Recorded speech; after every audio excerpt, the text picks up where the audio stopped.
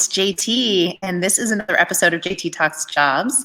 This is the show that teaches you everything school didn't when it came to job search and career growth. And today we're going to be talking about how to avoid hiring discrimination post-crisis. This topic's been coming up more and more inside the Worky Daily platform. Lots of new members joining, saying that they have some concerns about discrimination and how they can handle that. And so I have a lot to say on this subject. I've been talking about this and dealing with this my entire career, really, working with people on helping them overcome discrimination. So excited to share this with you today. Before I get started, though, just wanted to remind you that we've got some amazing free resources. I am really proud to say that Worky Daily, in my opinion, is the #1 free resource provider for job search and career growth. And the team outdid themselves last week. They launched a brand new course and PDF that you can download. It's a webinar training around how to assess and develop your transferable skills so that you know which skills to market to employers. So a lot of people ask us, how do I pick which skills I should market when I'm reaching out to employers and recruiters? Well, this is the tool that will teach you how to do that, and it's completely free. So all you have to do is grab yours today. We also have an amazing resource on interview prep. People tell me time and again that it's like stealing the opponent's playbook, and so we're making sure that that resource is available to you as well, and I know my team is sharing those links.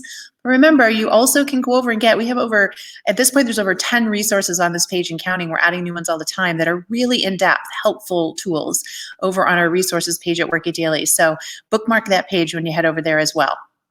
All right. Okay, so now we've got your free resources out of the way. We're going to get down to the business of talking about hiring discrimination, specifically in a post-crisis world, and what we can all do to fight back, okay?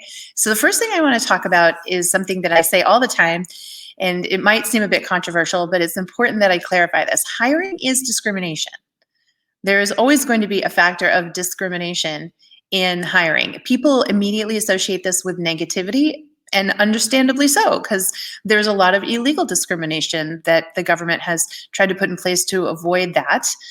But if you think about it, in hiring, when you're looking at a bunch of candidates and it comes down to the final few, it can be very difficult to decide who to hire. There's never a clear-cut winner. There's never a scientific or logical choice. I always like to give people an example. Imagine going into a grocery store and there's this big bin of beautiful green apples.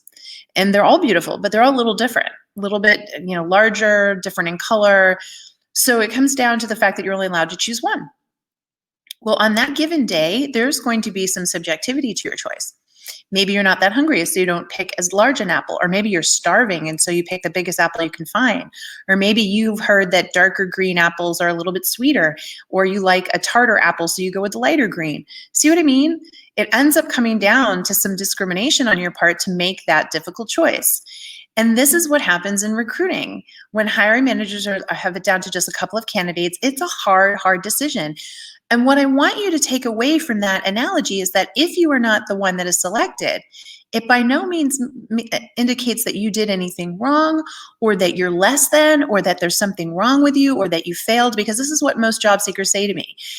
It's not. They just ended up going with somebody with something a little different from you. And it's so important to remember that, because if you have gotten that far in the hiring process and you're the runner-up, you don't want to waste that opportunity to continue to build that relationship. You want to stay in touch with them. You want to say, I'm glad you found the right candidate. I'm sad it's not me, but I'm happy you found the right candidate. And how do I stay on your radar screen? How do I be proactive in the event something else comes up? Because if you made it that far, they like you. And I can't tell you how many times I've taught that personally inside Worky Daily, and a member has come back to say, I stuck with it, JT. I put my ego aside. I stayed in touch. And you know what? The candidate they hired didn't work out, or they ended up having another position I was an even better fit for. This happens a lot more than you realize. They don't want to start all over looking for a new candidate. They want to hire the person that was the runner-up. That'll make them feel better. So I want you to understand that. And I want you to not take it so personally when you don't get selected, because again, there's nothing wrong with you.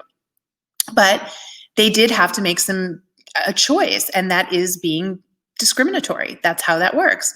Now, what we want to avoid, and what most of you came here to talk about today, is when you feel like you're being discriminated against unfairly for something about your experience. For example, age discrimination is a very popular topic. A lot of people come here and they're concerned about that. They're concerned about their skills, or their lack of industry experience, or the fact that they've been out of work for an extended period of time. Yes, these are all things that can be factored in, and we're going to talk about that today. Okay. But again, I want you to remember this: hiring is discrimination. So the key here, and what we're going to focus on, is how to anticipate common, notice I put in parentheses, misassumptions and potential objections about you as a viable candidate. So they always say the best defense is a good offense. And what they mean by that is, instead of waiting and reacting to a situation, you want to be proactive. And this is what we're talking about here. You are all very smart individuals. You have an inkling as to what you think you might get discriminated against for. You have an idea of what might come up. Maybe you're here because it's already happened. Whatever that is, those are the things that we need to go on the offensive about, meaning we've got to really disrupt and change the mindset of the person that we're meeting with, so that they don't have those misassumptions, that we don't allow them to assume these things about us. And in doing so, we can disrupt the thought process and maybe get them to consider us when in other times they wouldn't. And this is an important thing that we have to understand. And the reason for that, as you can see here, is because recruiters are technical buyers. And I really want to get into this concept. It's an important one. So recruiters are given a task. They're given a list of key skill sets, and they're told, we want candidates that match these requirements. Think about it. A recruiter is getting paid to do a job.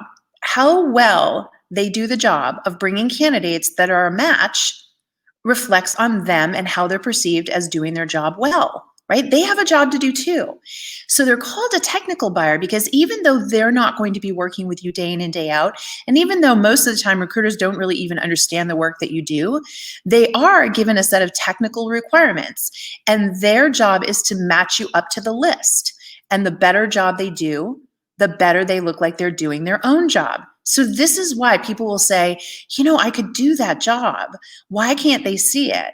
I know I could do that. Well, you can, but that recruiter isn't going to be seen as doing their job if they bring a bunch of candidates in that don't match the requirements but claim they can do the job. See what I mean? This is why people go, oh, recruiters, they're so, by the book. Well, they have to be.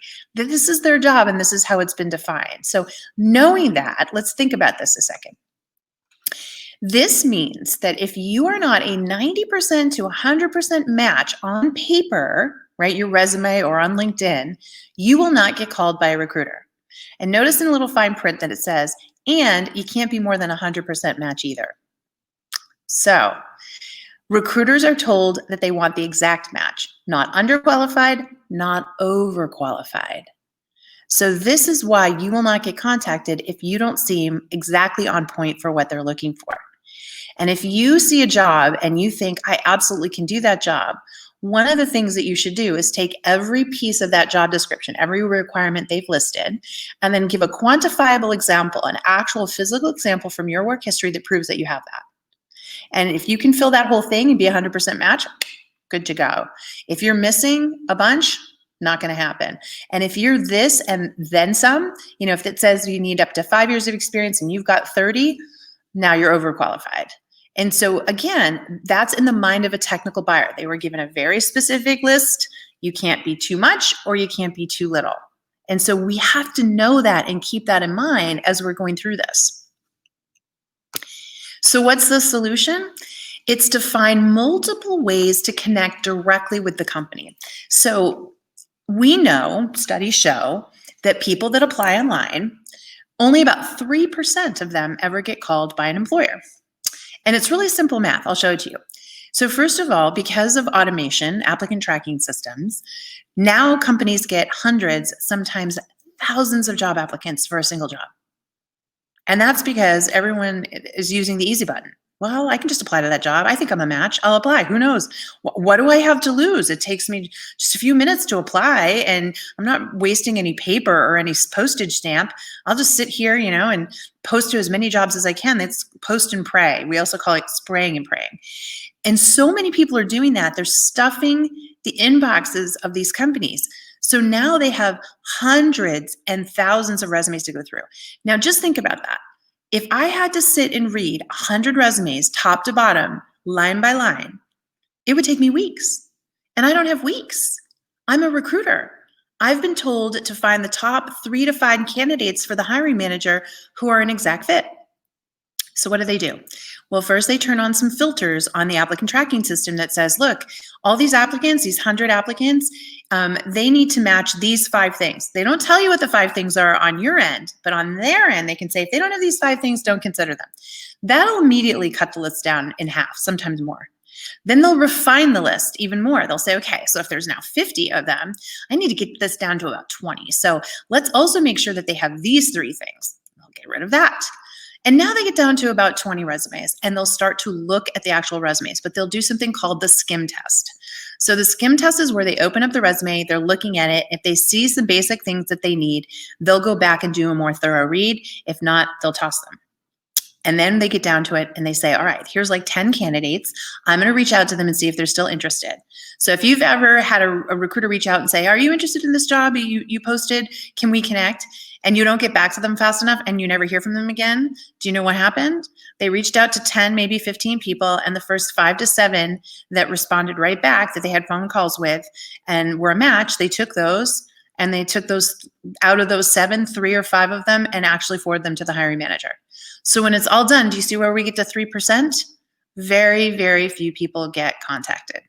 So why did I tell you that whole long sordid story? To inspire you to understand that the way you're going to get hired post-crisis is through connecting with the employers more directly, not using their ATS system. You're going to need to go around the ATS system in order to get results. And so we're going to talk about techniques today that are going to help you go around the ATS system, but also when you go around the ATS system, how to stand out so that you won't be discriminated against. Okay? All right. So let's talk first about that. So step one is to write a disruptive cover letter. So let's say you're being discriminated against for your age, your skill level, you think you're hearing this term overqualified or underqualified, or you lack industry experience, or maybe even something a little bit intense. But whatever the reason being, a disruptive cover letter is a beautiful way to go around the system and get their attention for all the right reasons. And we have a YouTube video that you can go over and watch for free, as well as a resource over on Work It Daily where you can learn more about cover letters, specifically disruptive cover letters and how to write them. But basically the gist is this: we live in a storytelling world. We know for a fact that stories are more memorable and they create more of an emotional connection. And so one of the reasons social media has become so popular is because it enables the everyday user to create stories, to create what we call a narrative. So when you reach out to an employer and you write a disruptive cover letter, you're essentially telling them a story or a narrative around why you feel so deeply connected to them. This is how you get them at hello. If a company is getting lots of applicants, the applicants that stand out are the ones that can say, here's why I am so connected to your mission. I'm so connected to the types of customers you serve. I use your products and services. I'm, an avid fan, and I've done this, this, and this. When you can show that deep connection, what you're telling them is that you have a reason to get up every day and go to that job. You will be motivated. You'll be more motivated because you'll feel invested in the success of the company. And employers love to hire that. So some people say, well, isn't that brown nosing it? Isn't that kind of like kissing up? Isn't that me trying too hard? Aren't I going to look a little desperate? No, you're not.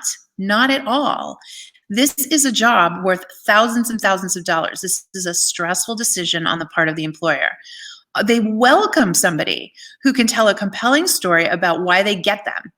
That you've used their product or their service saved your grandmother's life or whatever it is. When you can tell that story, deep connection. And so one of the ways to deal with discrimination is to be more intentional about your storytelling and really showing them that you are part of their culture, that you get what they're about. This helps people overcome all sorts of thoughts around, too much experience, not enough experience, whatever it is, because they love the story. And so while you can't do this for every job, that's kind of the point, folks. I have a lot of people out there that are lazy job seekers, and you don't want to be a lazy job seeker. You want to be an intentional job seeker. You want to work smarter, not harder. And one of the ways to do that is to disrupt the mindset of the people that you are reaching out to in the form of a compelling story. Okay? All right. So the next step is to ask multiple people at the company to connect with you on LinkedIn. Now, here's a little tip that a lot of people don't know about LinkedIn. Recruiters spend a lot of time and money on a special platform inside LinkedIn that helps them identify and build lists of talent that meet criteria. So remember what I said about them being a technical buyer? Well, if a recruiter has what's called a seat in LinkedIn, a licensing seat, they can go in and put in the criteria, the checklist that they've been told that people need to have, location, degree, years of experience, industry experience, skill sets. And then what LinkedIn does is it pulls a list of candidates and saves it in a folder, so to speak, so that the recruiter can go through and look at each one of them. Now, when they see your profile, when your profile comes up, the full profile doesn't come up. There's, your headshot and your headline. That's why your headline should be keyword optimized. And we'll talk more about that in a minute.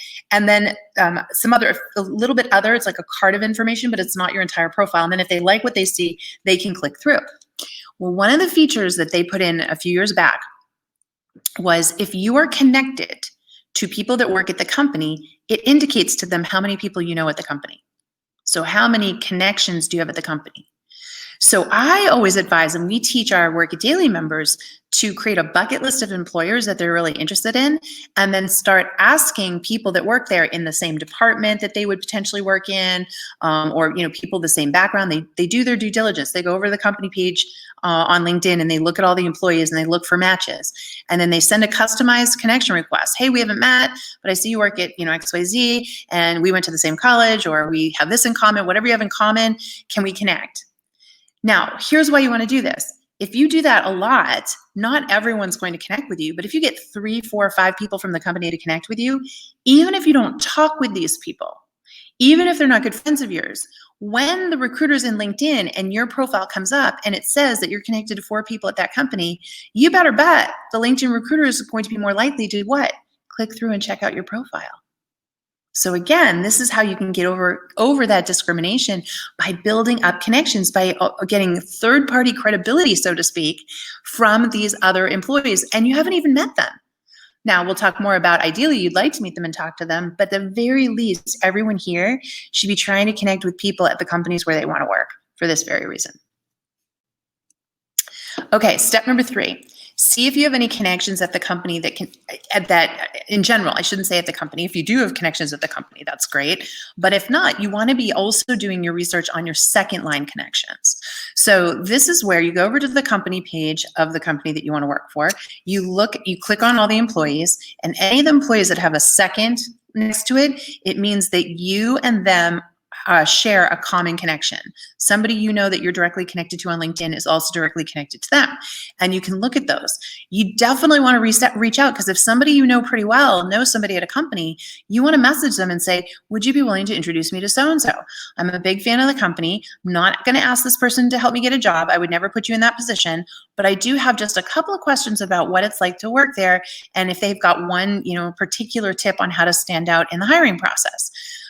Our network loves to do that, right? Our network is our net worth, and asking our network to very specifically help us in that intentional way is easy for people.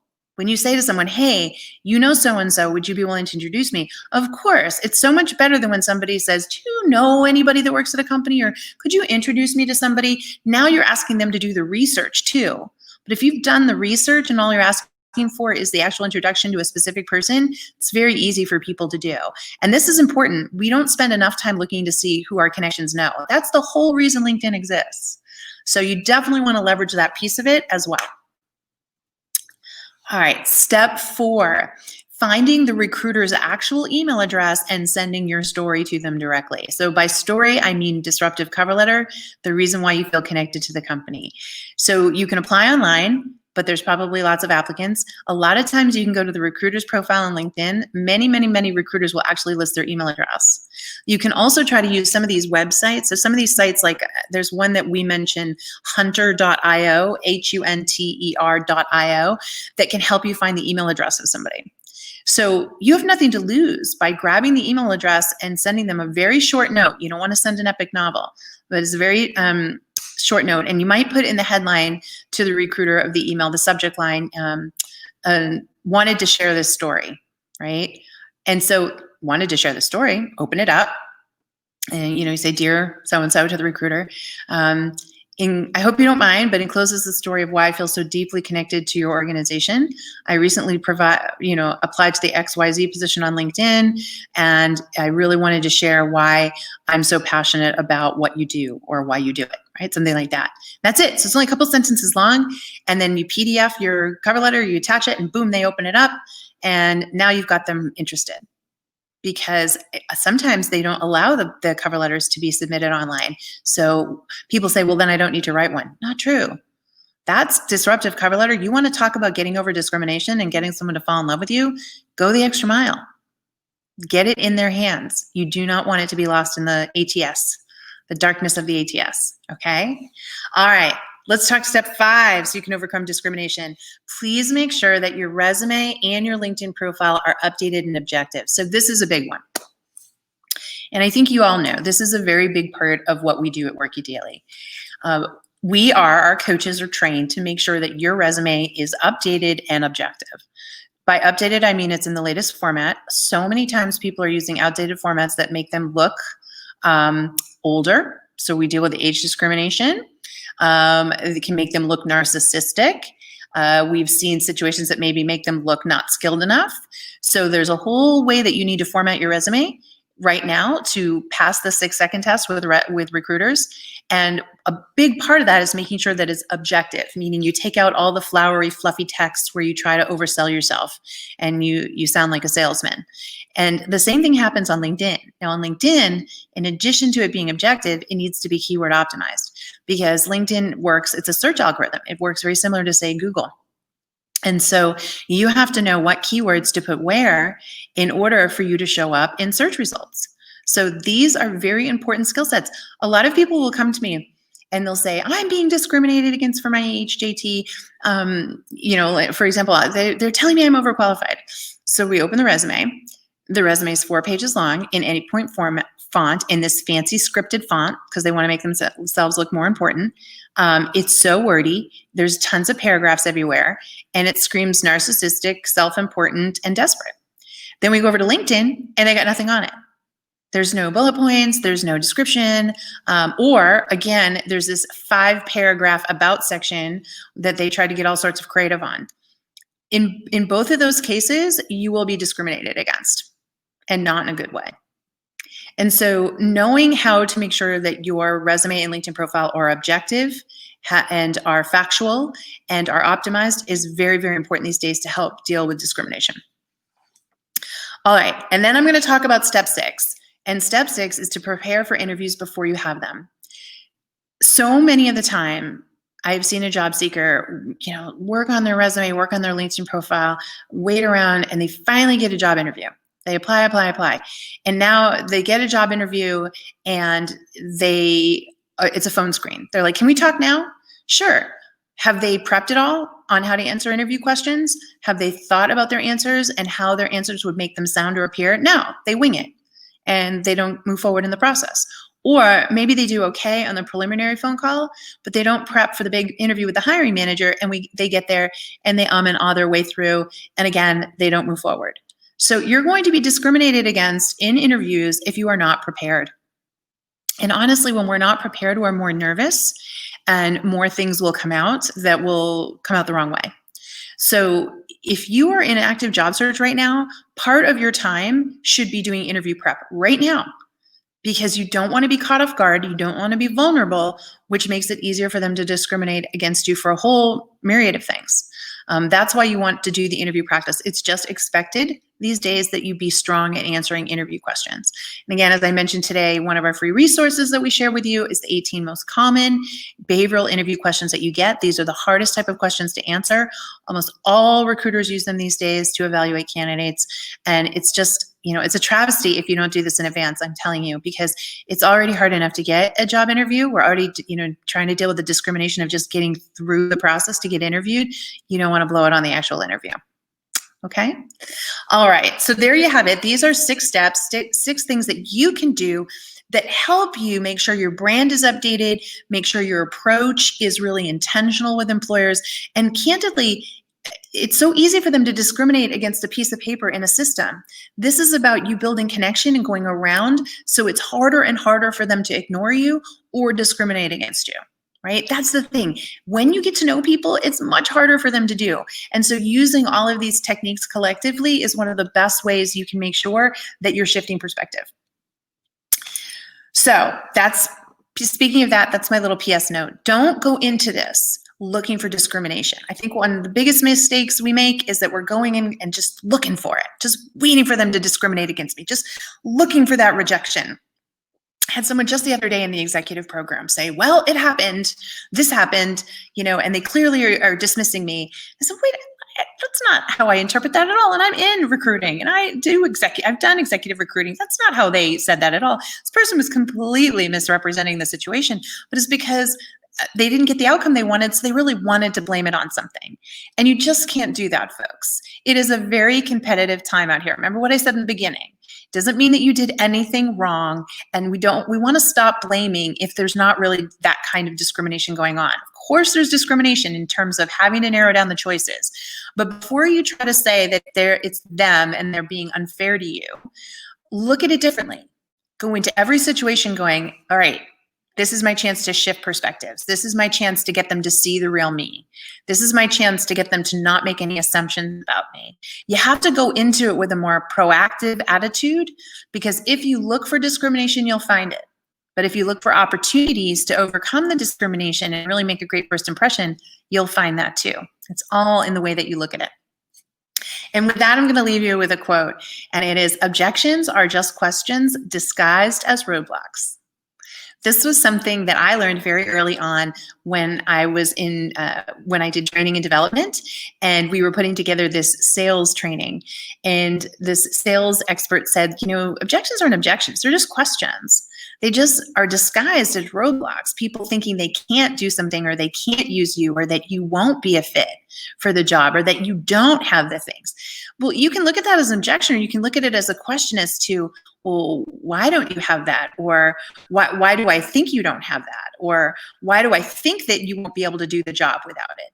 These are all amazing opportunities to ask. If you don't have the specific experience, or you don't have the industry experience, you can talk to them about, why is that so important? And what would it take for me to be seen as a viable candidate, even though I don't have that, right? So they're just roadblocks that you need to remove. And you do that by not taking the objection at face value, by not allowing them to make these assumptions about you, but by instead going on the offensive, being proactive, and giving them information about you and resources, and connecting with them in a way that makes it impossible to ignore you. And that really is the solution, my friends. I can tell you that time and again. I've been at this for a very long time.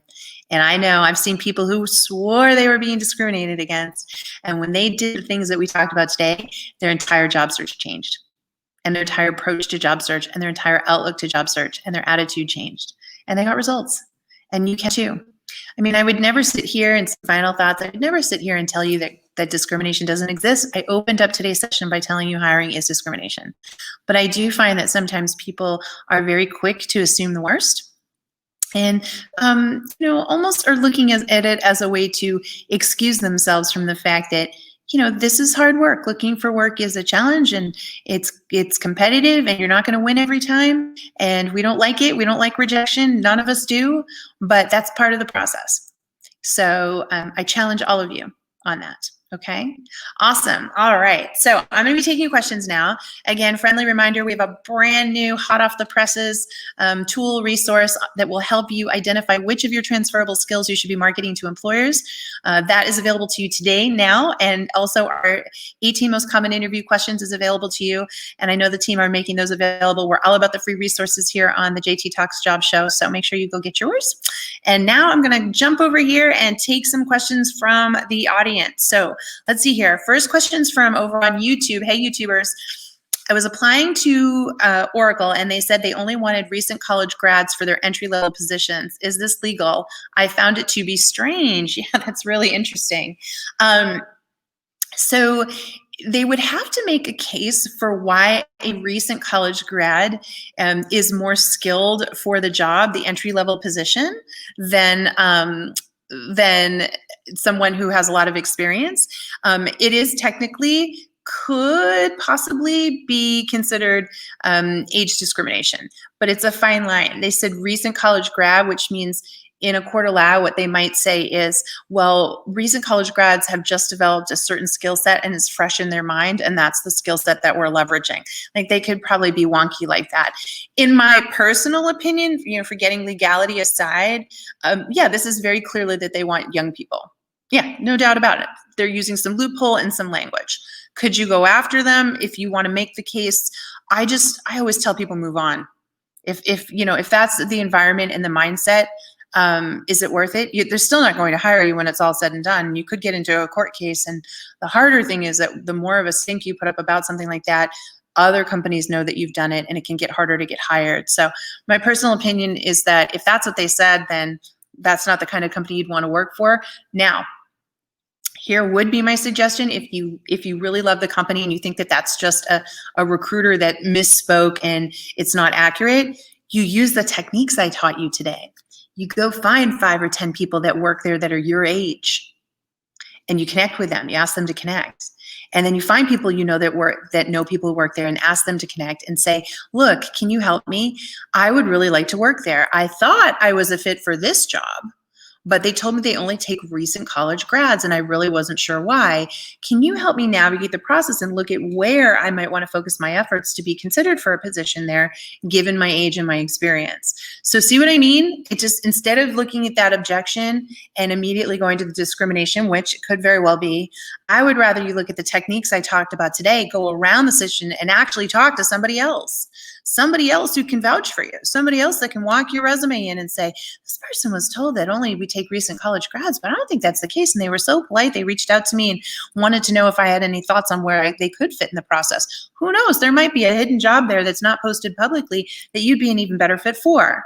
So again, I'm going back to, before we want to just hammer these companies and say that they're doing something wrong, maybe we'll want to go around it in a different way and get to some people who could give you some real answers and insight. Okay? All right, I hope that helps. Gloria on YouTube is asking how to get around gender discrimination. So again, usually when you're dealing with that kind of discrimination, there's some preconceived notions that the gender that you are not would be better suited to do the job. So you need to draw that out. And there's an old saying in sales, ask, don't tell. So you can't go at them and say, it's not true. Women can do this as well as men. Instead, you want to say, I sense you feel like men are better suited for this role. Can you talk me through that? What are the attributes that you feel make them a better fit for this role, and why? Ask them questions. Let them talk out what their concerns, their misassumptions, their objections are. And that will give you more information on how to give an intelligent response. Also, when we ask people for their opinions and their insights, it's very normal societal practice for them to turn around and give us a turn to speak. So that's why I like this ask, don't tell mentality, because if you can figure out what's bothering them, what concerns they have, that gives you time to think about a really good strategic answer, insights, information that you can share that could help offset that misperception. So again, it's all about talking to them, using the techniques that I mentioned today to expand awareness, as opposed to just taking the situation at face value, giving up and saying, I'm being discriminated against. All right. If you want the job, you got to work at it a little bit. You got to work through that, find some people that you can talk to, and start to really change mindsets. Okay, over on LinkedIn, the question is, what if you're coming off a disability and are concerned about disability discrimination? Absolutely. So I think that, like anything, you have to ask yourself, what part of this disability, coming off disability, what part of it might make people think I would be limited in my capacity to do the job? Does it have to do with agility? Does it have to do with communication? Obviously, you're asking this question so you have a sense that there might be ways in which you work now that were different than before you had the disability. So once you recognize that, you want to be able to go in and talk about that proactively to offset any concerns around that. So this is where I talk about interview prep was one of my techniques today. There are 18 common interview questions. When people ask you, they're open-ended questions, so they require a story as a response, more than a one-word answer. You can, in advance, think very strategically about where you want to talk about your disability and what it's taught you and how it's made you a better worker in some ways and what you've done to figure out how to minimize the impact of it. So you want to work that into the conversation. Remember, going on the offensive, you want to be proactive and call it out. Be the first one to talk about it proudly and talk about what you've done and how you've overcome it. That's how you change their mindset. If you try to ignore it or act like it's not there and then say, oh, they discriminated against me for that disability, that's not true. You had a chance to call out that thing that was just so evident and use it to your advantage. And you should use it to your advantage. But it's going to take some practice and some thought about what you're going to say and how you're going to say it. And that would definitely be my advice there. I think that if you can do that, I've seen lots of people get hired with a disability because they own it and they use it to their advantage. Absolutely. Another question over on LinkedIn is, do you need to be connected to company employees, or will following employees also show up on recruiter filtering? Oh, awesome question. Kevin, you need to be connected. Following them does not count. Connected. So that's why you have to do the custom connection requests and get them to accept. I'm really glad you asked that question, because people might be running around following people and thinking that's enough. It's not enough. You got to actually get the connection. All right, good question. Another question over on LinkedIn: how much of a disadvantage is a candidate in for not having a degree but decades of success? Yeah, so that's another form of discrimination, right? Education discrimination. And a lot of employers use it as a way to just take down the total number of resumes that they have. It's very common. You're probably going to get, if it says it's looking for a college degree on the job posting, then when you go in the ATS system, I can tell you right now, that's going to be one of those criteria on the back end, that if you don't have a degree, they're going to toss you. So you are a candidate. People without college degrees are huge candidates for the 6 steps that I outlined today, because you have to get around the ATS and you have to get people to say, I've talked to him or her and she or he has the experience and definitely knows what they're talking about, and we should not worry about that. Or even get to a place to say, I saw that you are requiring a degree on the online application, but I actually have X years of experience in this area that could really count towards the degree. Is there a way to be considered and go around this? Because I'm assuming that the online system is probably going to toss me because it's not seeing a degree, but I do have all this experience. So see what I mean? Getting to somebody where you can ask that question in a way to set yourself up for success and move past. That's what you need to work on. So all my folks out there without a college degree, and if you see jobs you're qualified for and it's asking for the degree, you have to do the techniques I was talking about today in order to go around the system. Listen. Okay, Chris on YouTube is saying, JT, even when we try to avoid the ATS, a manager will say, fill out the application online. What can you do when they ask the question, are you over 40 years old? You can't bypass that. Yeah, so it's so funny. So first of all, they'll tell you to fill out the application online, and you should. If they tell you to do something, you want to show that you can follow direction, and you should do that. But you still want to build a relationship and write the disruptive cover letter and try to network with other people there so that you can get to know that manager and get them to see the full you, not just the paper version, the online version of you, okay? So if they ask you to fill it out, you need to fill it out.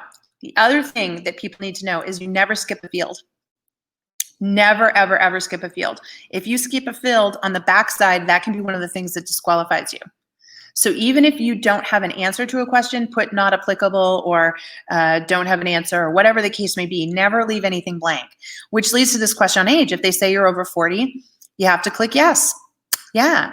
And you don't want to lie, because if they bring you in and then it comes up later when they hire you, then you lied on an application, and that's grounds to rescind an offer.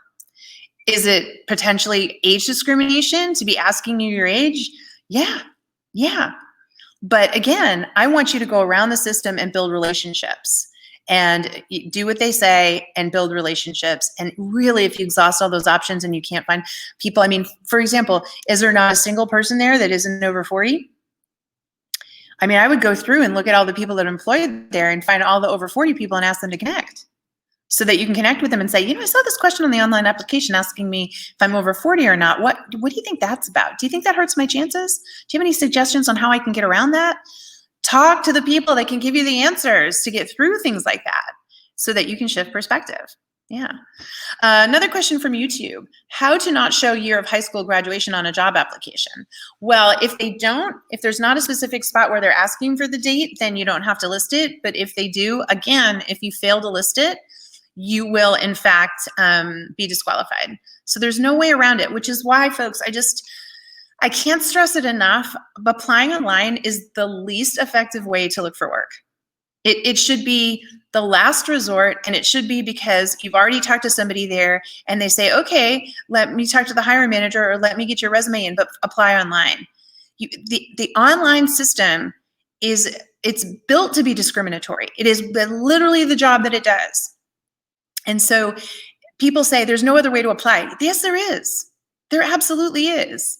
It's called finding the name of the hiring manager and connecting with them on LinkedIn and saving your resume as a PDF and writing a disruptive cover letter and sending it to them directly and saying, I did apply online, but I really, really, really love your company and love your mission and wanted you to hear the story why. You got to put more skin in the game than applying online. Nobody intentionally became job search lazy, but that's what this technology did. There was a time years ago where you had to write out the cover letter and mail in the resume and spend money on your postage. There was an investment. And now everyone just looks at jobs online and applies, and then gets upset when they don't get called, which I don't think any of you are saying, but it's just a good opportunity here for me to talk about the fact that there is some illegal discrimination. Absolutely exists. It will always exist. But there's a much bigger portion out there of people calling it discrimination, when in reality, it's the fact that it's competition. You want to win? You got to work it daily. You want to win? You got to make the extra effort. You got to do the things I talked about today. And what's it worth to you? Thousands of dollars? What's the upside? Getting an employer to fall in love with you, you standing out compared to everybody else so that they want to pay you more money. That's the upside. That's how this works. So, job search is a skill, and we weren't taught it in school. And the more you learn about this and the more proactive you are, the better results you're going to get, I promise you. And I see it every single day once I work it daily, so I know it works. All right. Over on LinkedIn, the question from Susan is, I have significant senior director experience in a very specific type of job. To move up requires expertise that I haven't done in over 20 years at a very junior level. To stay at the same level, there are no jobs. I'm willing to drop down a level, but then I'm seen as overqualified.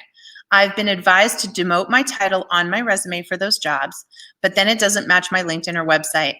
Any advice? Okay, so this is such a complex answer. The demoting doesn't work for the reasons you mentioned. It's not going to match on the sites, and they're going to catch you in a lie, so that doesn't work. So you're following your gut there. It doesn't work. When you're overqualified, the perception of the hiring manager and the recruiter is that you're giving a lot and you're not getting enough in return. And therefore, when something better comes along where you're going to get a better return on your investment of time and energy, you will take it. The reason we don't want to hire someone who's overqualified is because the impression is they're going to be set in their ways. They're not going to want to do the more junior work. They're going to get bored and tired of it. I mean, they climb the ranks and they're not going to get paid the same amount. So the moment they can go someplace else where they get paid more, or they're using their higher level skill sets, they'll do it. And there's a good reason to believe that, folks. It's human nature to want to be doing what you're good at, to use the skills that you've worked hard to create and to not go backwards. So we can't all sit here and say, no, we'd be fine, because it's human nature. The solution is for you to point out to them all that is to be gained, all that they have to offer, to a level that it outweighs what you have to offer. So when someone says to you, you're overqualified, you say, yes, in this one area, but let me talk to you about my real concerns for my career. And just like you said, as much as I love where I'm at right now, I've plateaued and I can't go any higher. And if you can't go any higher and you can't move forward, you're going backwards. Plain and simple. I own it. I accept it. It is a disadvantage. I want to be in this career for another 10 or 15 years. To do that, I need to get this very specific skill. It only happens in a junior role. Therefore, that is a working education for me. I'm going to go over and I'm going to work in that job, and I'm going to find a job where I can do that. And then hopefully as I grow there with that company and get to know them, I could get promoted and grow my skill sets, leverage my past experience, plus all this new experience that I'm having to gain in order to help the company. So this is why, once again, based on what I'm sharing with you today, you have to target a bucket list of employers that you know have this junior position. You have to meet people in this junior position. You have to meet the managers of this junior position. You have to tell your disruptive cover letter story about this, and you need to talk to these people about the fact that they have really what you want and need, and that it's going to make you not go anywhere. And once you gain that, whichever company is willing to let you build that skill set, you're going to want to be so loyal to them and leverage your other skill set so that you can grow there. This is the work you're going to have to do. They're not going to see it automatically, and they're going to dismiss. It's just quick. It's easy to dismiss and say, oh, no, we'll just look for somebody with the right experience. So you've got to take it upon yourself to get them into conversation and to ask them thought-provoking questions and to share with them your compelling story so that they will consider you. They will build a relationship with you. And when you're in a relationship with somebody, it's much harder to say no, and it's much easier to say yes.